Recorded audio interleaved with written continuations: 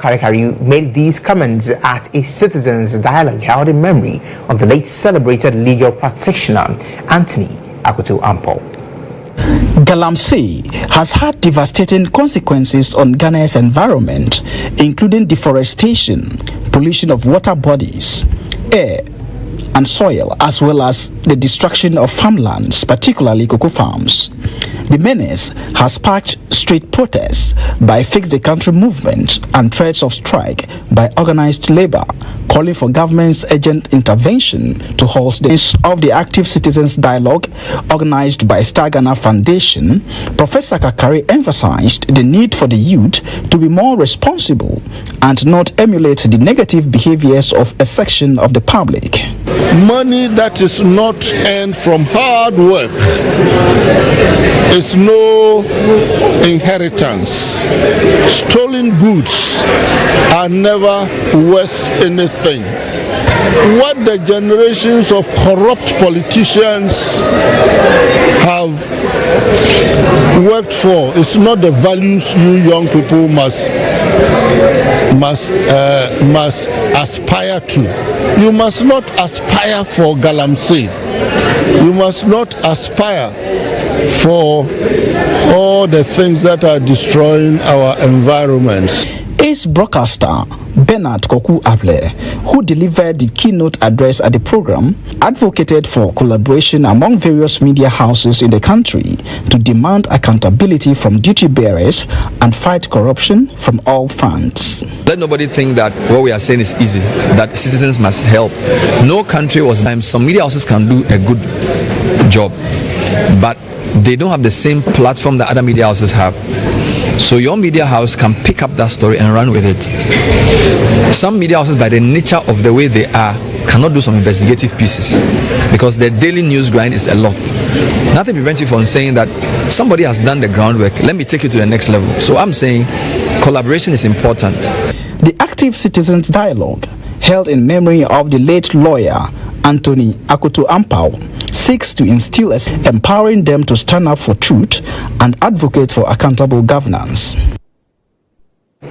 He faced intense public scrutiny after securing a hard-fought victory in a challenging election, fighting for the minority caucus. During an appearance on Star Chat with Bolare, the minority chief whip shared his experiences over the past few months as a member of the minority. He confessed that he never anticipated President Mahama's return, especially not with the decisive margin by which he won. In his conversation with Bolare, Annor Dompreh attributed the MPP's loss to deep-rooted anger among Ghanaians. He highlighted the apathy among voters in his constituency as a significant factor in his tough parliamentary race, which prevented him from securing a more comfortable victory. There's a general feeling in the country which also affected me. For instance, Yendi. We've been winning Yendi comfortably, 20,000. We lost Yendi. Tema Central. We won just about 55 votes, and we've been winning Tema Central comfortably. If you go to the Brown Hafo, all the seats that we've been winning there comfortably, with the close of the eye, we win those seats. We've lost all those seats. Yeah. So I'm even lucky. First reaction was a big shock. Oh, you were? Yes, that was a shock. I mean, you didn't see it coming? No, we never saw it. If there is anybody in our party, in our tradition, who will say that this was seen ahead of time, well, but we're all confident. Even if we were going to lose, it's going to be by the thin of the skin. You know, it's not something we didn't expect the margin. No, this was tough. It was too much of a blow for us. But I never thought President Mahama would be president again. So you are one of the people that believe that President Mahama won't come back. Yes, you believe. I believe. Hand to heart. Yes, seriously. Why? Because from what I was seeing in the country and the feedback I was getting, people said that, well, for what he did and what we have known him for, is not the risks we want to take. But he's back. That's what I'm saying. You should never say never. It's just to emphasize the point. And I've eaten my humble pie because of the margin with which he won, and they punished us for it. We never thought the depth of anger was that deep. And anybody who's going to election feels is going to win until the reality dawns. In my area, for instance, my strongholds, my people didn't turn out to vote. They didn't? Close to about 30,000 people didn't vote in my constituency. That's why I was struggling. The minority chief whip also rejected accusations of being a controversial figure, acknowledging that his side could have been more restrained in their actions when they were exercising them and behavior they exhibited during the vetting process.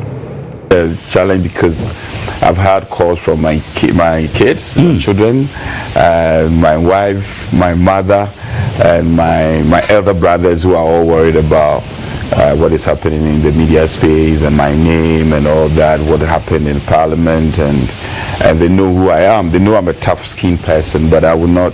There are things I wouldn't do. You know, there are things that they thought.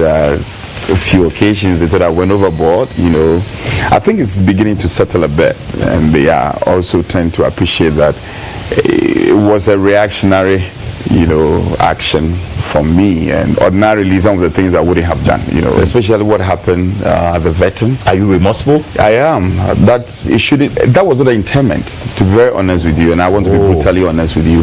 That was not the intent, and you know, when you speak too much about that, it appears you are justifying what happened. But the intent was not to allow the vetting to go on, and also for us to respect a prior arrangement that we had all agreed to. And it turned out that the chair and all that. So it wasn't pre-arranged to start or orchestrate any violence. No, that wasn't the intent. No, we were just, and they have done it before.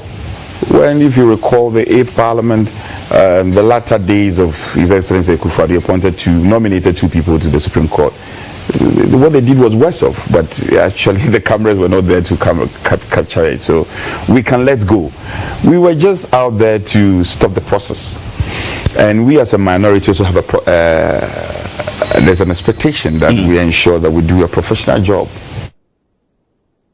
President Mahama's recent cabinet appointments have sparked concerns due to a significant gender disparity, despite previously pledging to ensure that 30% of political appointments would go to women. Only 2 of 19 cabinet members are women. During the Women's Manifesto launch on September 30, 2024, the president, who was then the flag bearer of the NDC, promised to operationalize the Affirmative Action Act of 2024. We note the passage of the Affirmative Action Act, and we intend to fully implement it when NDC comes into office. We'll increase women's representation in Parliament, in district assemblies, and in leadership roles across all sectors. We'll do this not only because it is the right thing to do, but also Ghana needs the best of its human resource to come on board. By operationalizing the Affirmative Action Bill Act of 2024, we will ensure that women hold at least 30% of political appointments in 2025. Convener of the Affirmative Action Coalition, Mrs. Sheila Minka-Premo, joins me on phone for a conversation. Good afternoon, madam, and we are appreciative that you've been able to join us. The Affirmative Action Act gives per schedule 30% to be reached by 2026. This is how far the president has come. So far, he's doing 10%. If you include the VP as part of cabinet, that pushes to around 14.305%. As a coalition, are you happy, or you'd say this is